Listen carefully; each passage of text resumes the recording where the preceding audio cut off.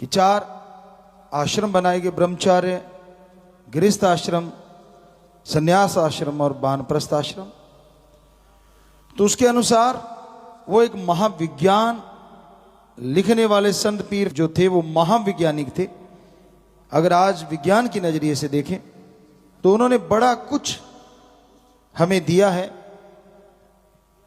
यहां तक ब्रह्मचर्य की बात पिछली बार भी हम इसी सब्जेक्ट को सुना रहे थे, आज भी बताना चाहेंगे कुछ और।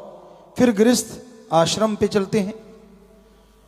ब्रह्मचर्य में इंसान अगर ब्रह्मचर्य पे असल अमल करता है, पूरा अमल करता है, तो उसकी विल पावर, सोचने समझने की शक्ति, शारीरिक पावर बढ़ते ही चले जाते हैं।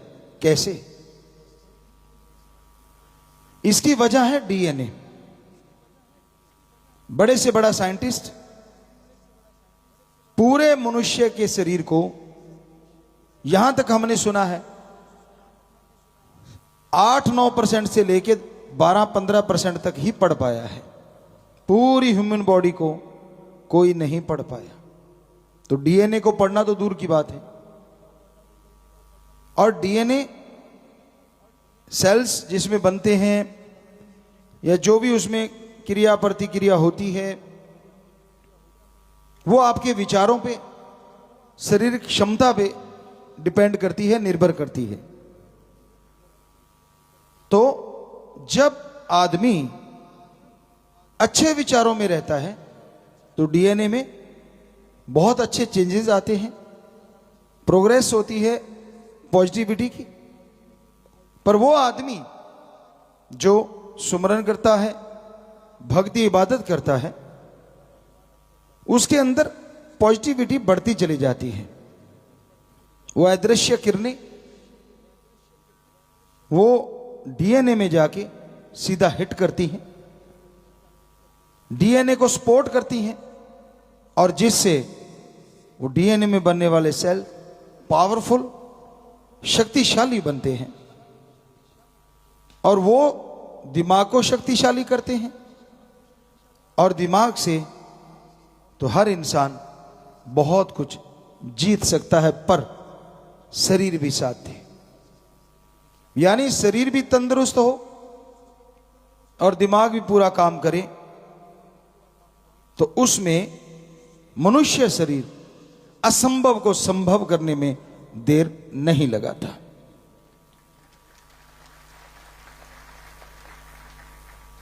कई बार होता है आपके दिलो दिमाग में नेगेटिविटी चलती है, मैं ये नहीं कर पाऊंगा, मुझसे ये नहीं होगा।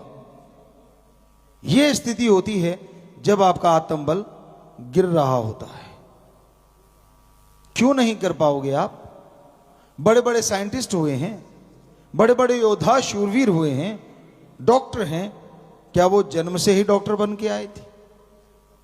क्या मां के गर्भ से साइंटिस्ट बन के आए थे? क्या मां के गर्भ से प्लेयर बन के आए थे? नहीं ना। तो आप जैसे ही थे। अगर आपका तंदुरुस्त हो, आप सिर्फ मंदबुद्धि को छोड़ के अगर आप तंदुरुस्त हो, तो दिमाग, शरीर लगभग सेम है। थोड़ा पतला मोटा हड्डियों का साइज हो सकता है, अदरवाइज कोई फर्क नहीं।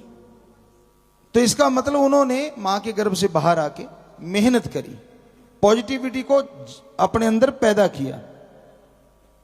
तो उसी तरह आप भी कर सकते हैं। फिर ये क्यों आता है आपके अंदर कि मैं नहीं कर पाऊंगा, मुझसे नहीं होगा, ऐसा हो ही नहीं सकता, कभी नहीं होगा?